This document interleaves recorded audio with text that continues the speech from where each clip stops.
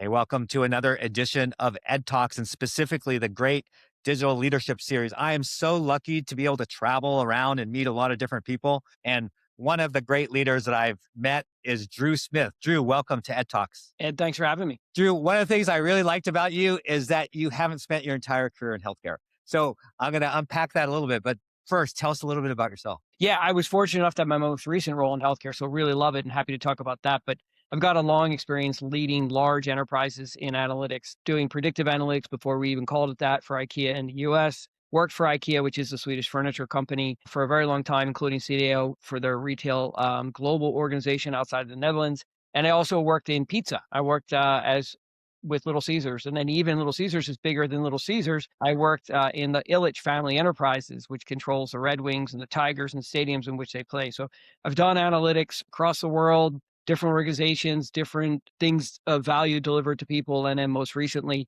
I was a CDAO for OhioHealth here in Columbus, Ohio. So I have to ask you, like, do you get lost in an IKEA store or you know your way pretty well? It is unbelievable how hardwired it gets into you. So no, I do not get lost. It's funny. We still shop at IKEA, we being my wife and I. And then we also still get angry if we feel like it's not up to the standard it needs to be. Yeah, no, that's great. And again, that's what I love about you and what you're bringing to healthcare is because I think healthcare sometimes we've been really insular. And as a result, we haven't been as progressive as we could. And so you're coming in with all this amazing retail experience and manufacturing. And I think it's fantastic. Tell us, like, maybe one thing, maybe two things that you've been able to bring over from that non healthcare experience over into healthcare. Yeah, so I think the two things I think I would bring is that non-healthcare is a bit more adventurous in the technical stack. And it can be easy for healthcare people to say, we can't do that because we have patient data. But I worked in the EU when GDPR was stood up.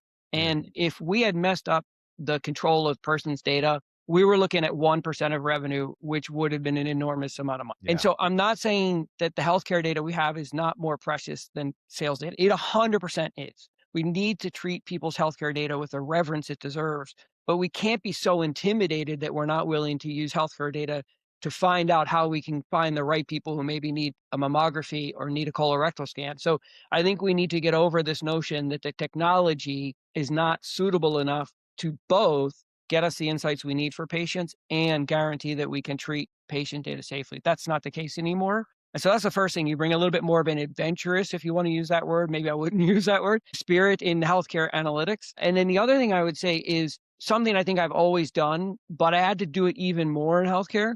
And that is focus on humble inquiry, right? I will never be a clinician. I will never understand disease pathways. So what you have to do is ask a lot of questions of people. Well, why is it that way? Why is it not that way? Why is it that way in this place and not in this place? And oh, could you explain to me again why an ASC, an ambulatory surgery center, is different than one in a hospital? And you have to be willing to be a little bit foolish, maybe, or seem a little bit stupid. And so I think regardless of where you go as an analytics leader, you're interacting with people who are experts. They're Yes. professionals, they're PhDs, they're MDs, or whatever. If you're not willing to be a little bit humble, you're never going to get anywhere. Yeah, I love that. And I think adventurous is the right word because we've been way too conservative in healthcare. And as a result, I don't think we progressed as far as we could. So I think the fact that you would look at different pieces of the tech stack is spot on. So, Drew, you've obviously had this huge career so far.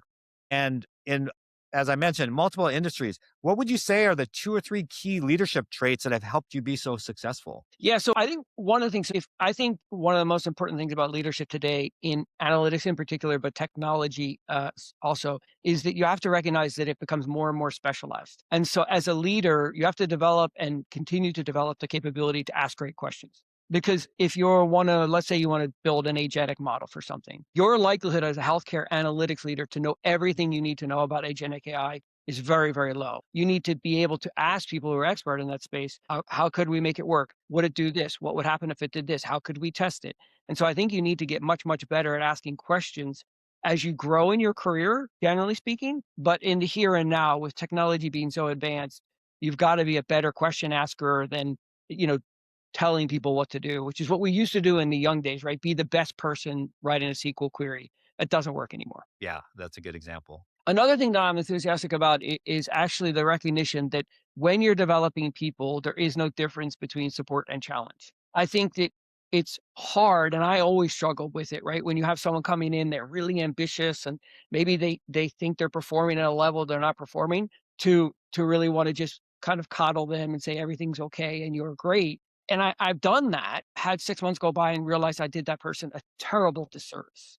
Instead of being honest with them, straightforward with them and saying, "I love that you want to do this. You're not there yet. Here's the 2 or 3 things we need to get you on to challenge you to grow into the space you want to be in." And so that's why I say, like, support and challenge to me, you have to look at them as the same 2 sides maybe of the same coin, because that's how you support, especially growth when you're a VP or CDAO and you're talking about directors who want your job or a job like yours. You gotta help them step up, and part of that is to challenge them. Yeah, I love that. I think that's spot on. Well, Drew, you're an amazing leader. Thank you for being a guest on Ed Talks and sharing some of your thoughts. It's a privilege. Thank you for everything you do for our field and for healthcare.